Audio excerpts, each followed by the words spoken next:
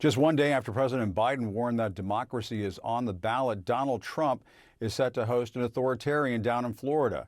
The former president invited Hungarian Prime Minister Viktor Orban to his Mar-a-Lago estate today. He's repeatedly praised the leader for his hardline policies and inflammatory rhetoric. And CNN national correspondent Kristen Holmes joins me now. Kristen, what do we expect to see today?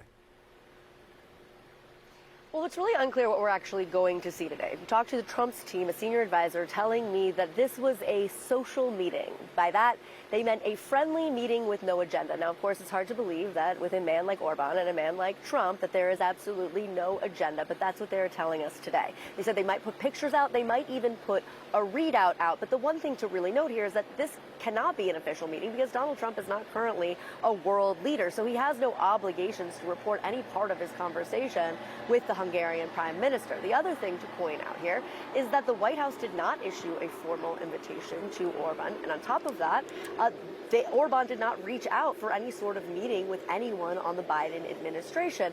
This is significant because Donald Trump is not only the former president, but also he is the presumptive Republican nominee. He could be president again, and it gives you kind of an idea of where he might align himself with world leaders if he were to be reelected into office. It's not that surprising. Donald Trump has always said that he admires these authoritarian leaders. In fact, of Orban, he said, I'm going to read it to you, some people don't like him because he is too strong. Nice to have a strong man in control of a country.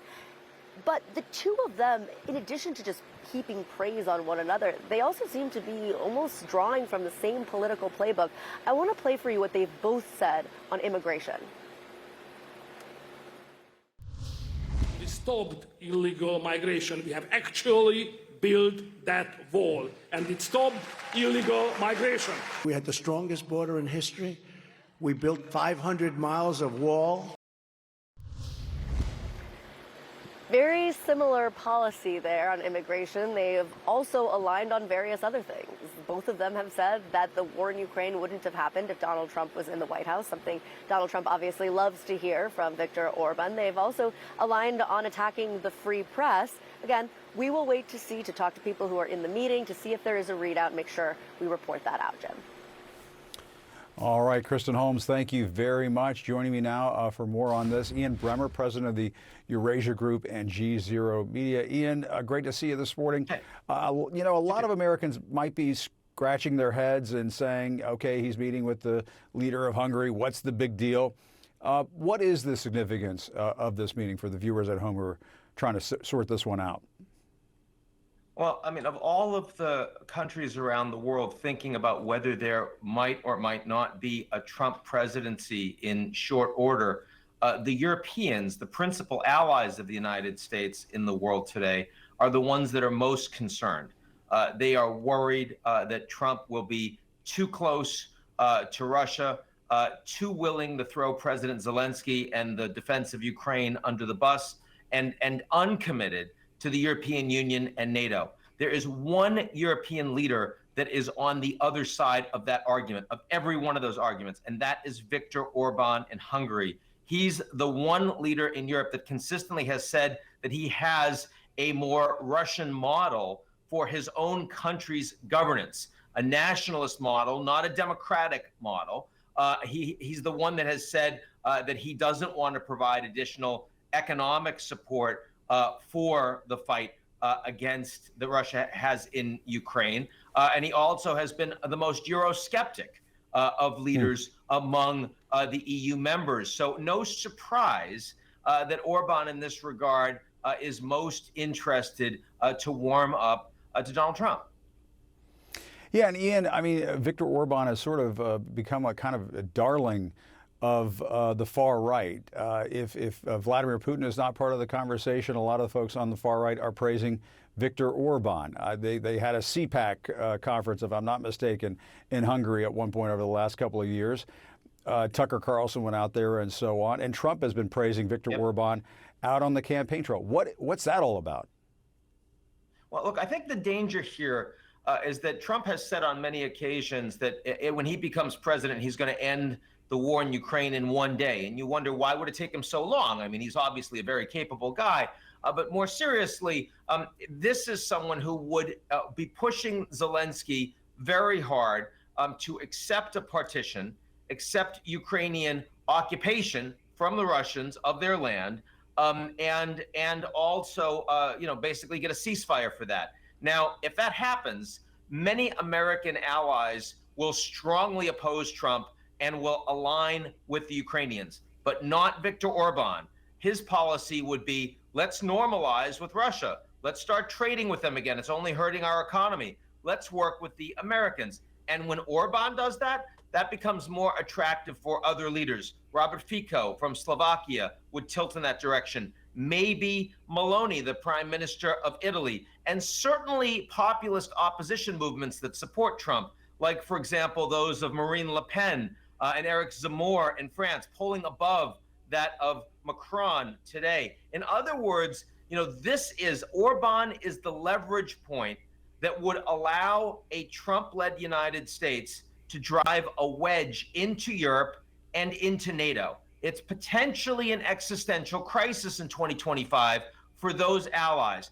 I'm not trying to panic anyone. When I look at other countries around the world, I look at America's Asian allies, for example, Mexico, Canada, India, the Gulf states.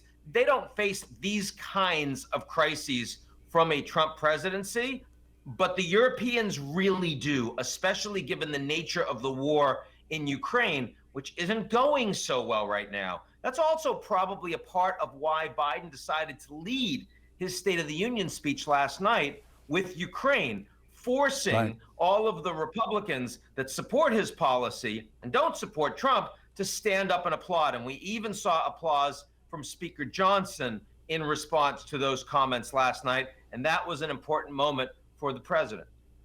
Yeah, I thought that was important as well when you saw the House Speaker sort of politely clapping, on this issue of whether or not Ukraine should get more aid. I mean, that was perhaps a slight indication of maybe where that negotiation process is headed.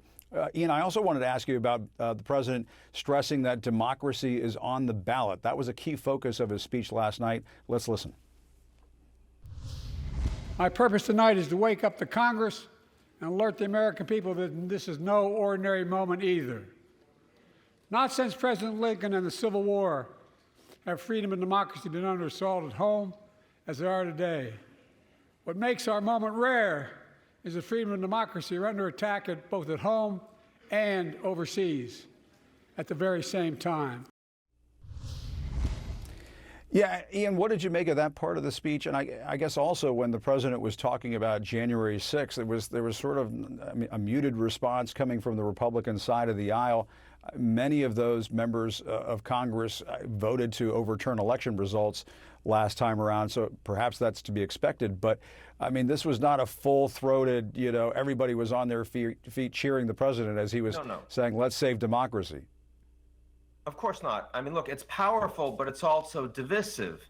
And the reason it's divisive is because Trump supporters support Trump in part, and maybe in large part, because they believe that democracy does not work for them, that the representative democracy that's being touted by President Biden and by elites, and not just in the political space, but also in the media space, corporates, bankers, you name it, that these are people that are promoting democracy for their own interests, their own self-interest, and that they want someone like Trump to break that system, to attack those people, because otherwise, what's in it for them? So the idea that you're defending democracy, if large percentages of your population don't believe in that democracy anymore, don't accept the legitimacy of those political institutions, and we see that in survey results time and time again in the United States, people don't trust their Congress, the Supreme Court, the executive, the media, the church. I mean, all of these core institutions that are sort of foundational to why the United States is the superpower it is today, to why the U.S. was founded well before it had a lot of power.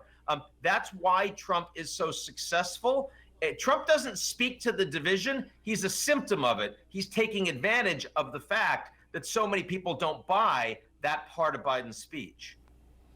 All right. Well, it's going to be quite the contrast from what we saw last night with Trump and Viktor Orban. Later today, we'll be watching that as well. I know you will as well. Ian Bremmer, thanks so much for your time this morning. Really appreciate it.